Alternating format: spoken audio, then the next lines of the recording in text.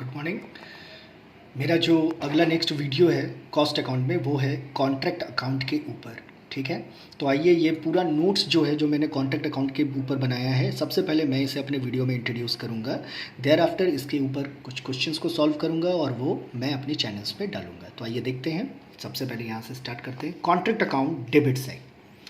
Contract account के debit side में start होता है ओपनिंग मटेरियल से। मटेरियल इशूड फ्रॉम स्टोर, अगर आप स्टोर से मटेरियल और इशू करवाते हैं डेबिट होगा। अगर आप मटेरियल परचेस करते हैं करंट में तो डेबिट होगा। अगर मटेरियल ट्रांसफ़र होता है किसी और कॉन्ट्रैक्ट या जॉब से तो वो यहाँ जाके ऐड हो जाएगा, यानी कि डेबिट में चला जाएगा। स्टोर कंज्यूम, जितना आप स्टोर से सामान वगैरह को कंज्यूम करते हैं। प्लांट जो इंट्रोड्यूस किया गया मैन्युफैक्चरिंग के दौरान। Direct wages, direct expenses. Profit on material sold, अगर आप मटेरियल पे प्रॉफिट होता है, यानी कि आप जो मटेरियल बेच रहे हो उस पर प्रॉफिट होता है तो यहाँ आएगा। प्लांट को जो बेच रहे हो अगर उस पर प्रॉफिट होता है तो ये डेबिट आएगा। ओके, देन क्रेडिट साइड में bye work in progress. Work in progress अगर किसी क्वेश्चन में आ रहा है जिसमें वर्क सर्टिफाइड और वर्क अनसर्टिफाइड है, इट मीन्स ये इनकम्प्लीट कॉन्ट्रैक्ट है, क्योंकि वर्क सर्टिफाइड और अनसर्टिफाइड तभी होता है जब कॉन्ट्रैक्ट पूरा नहीं होता है। ठीक है, तो यहाँ पे बाय वर्क इन प्रोग्रेस के अंडर में वर्क सर्टिफाइड और वर्क अनसर्टिफाइड आ गया। बाय मटेरियल एट साइट, जितना मटेरियल सबसे लास्ट में बच जाता है साइट पे। प्लांट एट साइट, उस पर डेप्रिसिएशन माइनस करके लिखा जाता है balance of plant. Material return, जितना मटेरियल स्टोर को रिटर्न किया जाता है उस पर भी डेप्रिसिएशन माइनस करके लिखा जाता है। इसके ऊपर रूल है जो मैं आपको आगे दिखाऊंगा। सेल ऑफ मटेरियल, मटेरियल को सेल करते हैं और अगर उस पर लॉस होता है तो वो लॉस यहाँ आ जाएगा बाय में, और अगर उस सेल ऑफ मटेरियल पे प्रॉफिट होता है तो वो टू में आएगा, टू प्रॉफिट ऑन मटेरियल। उसी तरह से सेल ऑफ प्लांट, प्लांट को सेल करने पे अगर लॉस होता है तो loss on plant by PL account के हेड के अंदर में आएगा, और अगर प्लांट को सेल करने पे प्रॉफिट होता है तो टू प्रॉफिट ऑन प्लांट।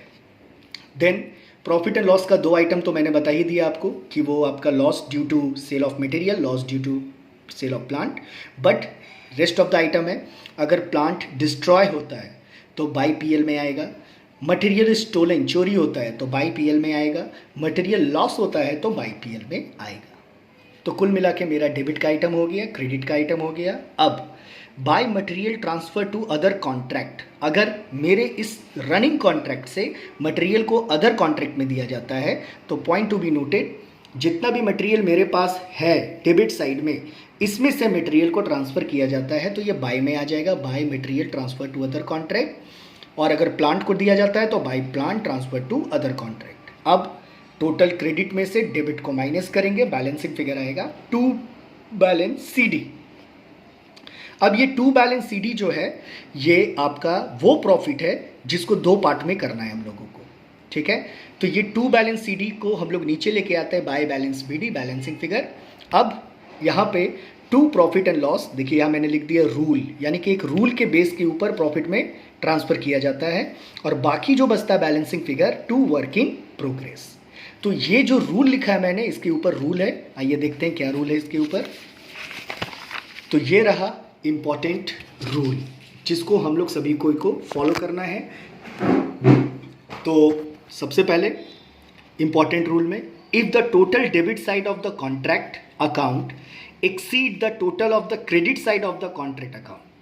सीधी सी बात है, हमने स्टैंडर्ड 11 से सीखा है, 12 में भी सीखा है कि अगर डेबिट साइड का टोटल क्रेडिट साइड से ज़्यादा है तो ये लॉस जनरेट करता है, यानी कि the result will be loss which will be transfer to profit and loss account only. यानी कि जब आपका लॉस होता है तो उसका दो पार्ट नहीं होता, बल्कि वो पूरा का पूरा लॉस को प्रॉफिट एंड लॉस अकाउंट में ट्रांसफर कर दिया जाता है। Note number 1। Note number 2, when work certified is less than 1/4 of the contract price, यानी कि जितना वर्क सर्टिफाइड हुआ है वो कॉन्ट्रैक्ट प्राइस का 1/4 से लेस है, no profit transfer to profit and loss account. एक बार फिर से समझाना चाहेंगे कि अगर वर्क सर्टिफाइड का अमाउंट जो है वो कॉन्ट्रैक्ट प्राइस के 1/4 से भी कम है तो आपका प्रॉफिट का कोई भी अमाउंट ट्रांसफर नहीं होगा प्रॉफिट एंड लॉस अकाउंट में। रूल नंबर 3, रूल नंबर 3 बोलता है व्हेन वर्क सर्टिफाइड इज 1/4 और मोर। ठीक है, यानी कि वर्क सर्टिफाइड जो है वो 1/4 यानी कि 25%, 1/4 और मोर उससे ज़्यादा है, but less than half of the contract price, यानी कॉन्ट्रैक्ट प्राइस के हाफ से कम है लेकिन 25% से ज़्यादा है, then generally 1/3 of the profit is transfer to PL. तब उस कंडीशन में वो जो बैलेंसिंग प्रॉफिट होता है उसका 1/3 into cash receive by work certified formula apply करके प्रॉफिट का अमाउंट निकाला जाता है। लेकिन जब हम लोग नोट नंबर 4 में जाते हैं तो यहाँ बोलता है when work certified is half और मोर, यानी कि 50% और उससे ज़्यादा है लेकिन less than 90% of the contract price, यानी कि कॉन्ट्रैक्ट प्राइस के 90% से कम है लेकिन 50% से ज़्यादा है, then generally 2/3 of the profit is transfer to PL account. तो फॉर्मूला क्या होगा, balance into 2/3 into cash receive by work certified.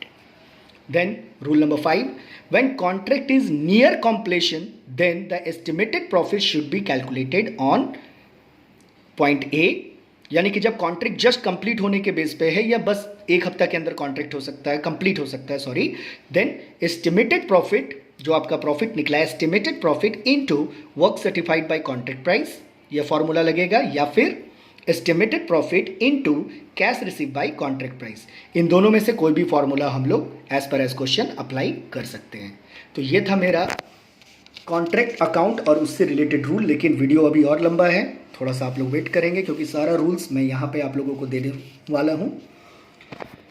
Then work in progress account, work in progress account जब भी ओपन करेंगे तो ध्यान देंगे यहाँ पे बाय कॉन्ट्रैक्ट अकाउंट और टू कॉन्ट्रैक्ट अकाउंट दोनों हैं, ठीक है। तो जब आप कॉन्ट्रैक्ट अकाउंट में लिखते हैं बाय वर्क इन प्रोग्रेस, तो वर्क इन प्रोग्रेस में लिखेंगे टू कॉन्ट्रैक्ट अकाउंट जिसमें वर्क सर्टिफाइड और वर्क अनसर्टिफाइड दोनों डेबिट में आ जाएगा। By contract account profit not taken into PL, यानी कि प्रॉफिट का वो पार्ट जो पीएल में नहीं लिया जाता बल्कि बैलेंसिंग फिगर में वर्क इन प्रोग्रेस में ट्रांसफर किया जाता है, वो यहाँ आ जाएगा। तो ये आपका कॉन्ट्रैक्ट अकाउंट से आया क्रेडिट साइड से और ये आपका कॉन्ट्रैक्ट अकाउंट के डेबिट साइड से आया सबसे लास्ट में, यानी कि जो एस्टिमेटेड प्रॉफिट है उसका वो पार्ट जो प्रॉफिट में ट्रांसफर नहीं किया गया है। तो इस टोटल से इस टोटल को जब माइनस करेंगे बैलेंसिंग फिगर यहाँ आएगा। अब अगर हम लोगों को क्वेश्चन में बोल देता है कि प्रिपेयर बैलेंस शीट, तो अब यहाँ पे ध्यान देंगे balance of work in progress, यानी कि ये जो बैलेंस सीडी आया वर्क इन प्रोग्रेस का वो यहाँ आ जाएगा। लेस करेंगे cash receive from contractee as advance, यानी वर्क इन प्रोग्रेस अगर ज़्यादा है cash receive from contractee as advance, तो लेस करने के बाद जो आएगा वो बैलेंसिंग फिगर एसिड्स में आएगा। Otherwise profit and loss account जो प्रॉफिट ट्रांसफर हुआ है पीएल में वो यहाँ लाइबिलिटीज़ में आएगा, क्योंकि ये अभी आपके कॉन्ट्रैक्टर के लिए लाइबिलिटी है, ये पैसा से उसको दोबारा बिजनेस शुरू करना है, या ये वो पैसा है कि अगर कॉन्ट्रैक्टर बीच में काम छोड़ के जाता है तो इसका कॉम्पनसेशन कॉन्ट्रैक्टी को होगा, और अगर कॉन्ट्रैक्टी कॉन्ट्रैक्टर को बीच में काम से निकालता है तो इसका कॉम्पनसेशन कॉन्ट्रैक्टर को होगा। तो ये वो प्रॉफिट है जिसको लाइबिलिटी के तौर पे बैलेंस शीट में रखा जाता है। और इसके अलावा अगर क्वेश्चन में आउटस्टैंडिंग एक्सपेंसेस या आउटस्टैंडिंग वेजेस है तो वो बैलेंस शीट के लाइबिलिटीज़ में आ जाएगा। देन इम्पॉर्टेंट कैलकुलेशन है, देखते हैं। जैसे कि हम लोगों को यहाँ पे एक एग्जांपल लिया है मैंने, कॉस्ट ऑफ प्लांट है 3000, उस पर डिप्रिशिएशन माइनस किया 300, ठीक है। तो मेरा बैलेंसिंग फिगर आया 2700। अब इसका अगर सेलिंग प्राइस है 2500 तो लॉस हुआ 200 का।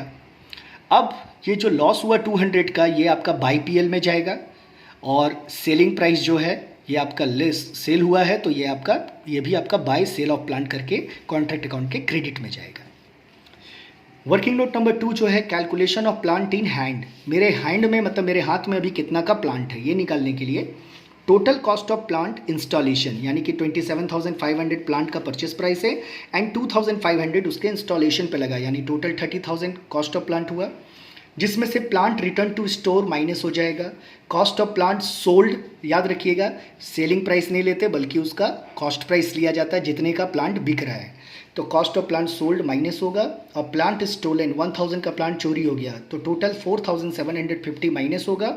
मेरे पास अभी कॉस्ट ऑफ प्लांट यूज्ड हुआ है 25,250 का, जिस पे डेप्रिसिएशन लगेगा 10%, 2525 माइनस करेंगे 22,725, यानी ये हुआ value of plant in hand. ये मेरा कॉन्ट्रैक्ट अकाउंट के क्रेडिट साइड में शो किया जाएगा। Then important calculation number 3, cash receives is 80% of work certified. 2,40,000। ये वर्ड आपको कई बार कॉन्टैक्ट अकाउंट में मिलेगा कि कैश रिसीव जो है वो 80% है या 70% है या 90% है वर्क सर्टिफाइड का। तो यहाँ पे मैंने 80% लिया है, कैश रिसीव है 80% और उसका अमाउंट दिया हुआ है 2,40,000। तो इसीलिए लेट वर्क सर्टिफाइड बी 100। तो जब आपका कैश रिसीव है 80 तो वर्क सर्टिफाइड है 100, तो 1 में 100/80। तो जब आपका कैश रिसीव है 2,40,000 तो वर्क सर्टिफाइड कितना होना चाहिए, 3,00,000। तो ये निकल गया मेरा। ये एक और रूल है जो आपको मैक्सिमम कॉन्ट्रैक्ट अकाउंट में मिलेगा। देन नेक्स्ट आगे बढ़ते हैं हम लोग। अब आया When plant return to store, depreciation should be charged। Always याद रखेंगे जो भी मेरा वीडियो देख रहे हैं, जो कॉमर्स ग्रुप से हैं, कि प्लांट जब भी कॉन्ट्रैक्ट अकाउंट बनाते समय रिटर्न किया जाता है स्टोर को, तो कॉस्ट ऑफ जितना का प्लांट आपका कॉस्ट का है उस पर डिप्रिशिएशन माइनस करके स्टोर को रिटर्न किया जाएगा। कॉन्ट्रैक्टी अकाउंट जब हम लोग बनाएंगे तो बाय बैलेंस BD जितना का कैश रिसीव हुआ कॉन्ट्रैक्टी से, by cash account advance from contractee जो आपसे करंट में एडवांस लिया जा रहा है, देन टू कॉन्ट्रैक्ट अकाउंट करके कंप्लीटेड कॉन्ट्रैक्ट जितना का कॉन्ट्रैक्ट कंप्लीट हुआ वो प्राइस यहाँ लिखा जाएगा। अब इस टोटल से इसको माइनस करेंगे, बैलेंसिंग फिगर आएगा to balance CT। Then rule number 6, calculation of reserve for contingency. इसका मतलब हुआ कि कभी कभी इमरजेंसी के लिए कुछ पैसा रिजर्व करके रखा जाता है। तो फॉर्मूला होगा, जैसे हम लोग कॉन्ट्रैक्ट अकाउंट बनाते हैं वैसे ही बनेगा। वो जो एस्टिमेटेड प्रॉफिट होता है उसके ऊपर निकलेगा estimated profit into 1/3 into cash receive by work certified. यानी कि रिजर्व फॉर कंसिडेंसी के लिए ये फॉर्मूला हम लोगों को अप्लाई करना है, total profit into 1/3 into cash receive by work certified. Rule number 7, when contract is about to complete we prepare contract account and estimated contract price। so estimated contract price जब बनाएंगे तो bye contract price करके जितना का price तय हुआ है contractor और कॉन्ट्रैक्टी के बीच में, to total cost of contract में टोटल कॉस्ट कितना हुआ वो यहाँ लिखेंगे, टू एस्टिमेटेड एडिशनल कॉस्ट। एक एस्टिमेट किया जाता है जब कॉन्ट्रैक्ट कंप्लीट होने को रहता है, 1 वीक बाकी रहता है, तो एक एडिशनल कॉस्ट एस्टिमेट किया जाता है कि अगले एक हफ्ता में इतना पैसा और लग सकता है। तो टोटल कॉस्ट ऑलरेडी जो डन हो चुका है और एस्टिमेटेड एडिशनल कॉस्ट जो अभी हुआ नहीं है, लेकिन ये एक अंदाज़ा लगाया जाता है कि इतना एक हफ्ता में और हो सकता है। To estimated profit. तो अब कॉन्ट्रैक्ट प्राइस से इन दोनों का टोटल को माइनस करेंगे, जो बैलेंसिंग फिगर आएगा एस्टिमेटेड प्रॉफिट। तो इस तरह से मेरा कॉन्ट्रैक्ट अकाउंट का सारा रूल्स रेगुलेशन कंप्लीट हुआ। इससे रिलेटेड वीडियोस मैं अपने चैनल में डालूंगा, जरूर डालूंगा। तो आप मेरे चैनल से बने रहें, लाइक करें, शेयर करें। Thank you.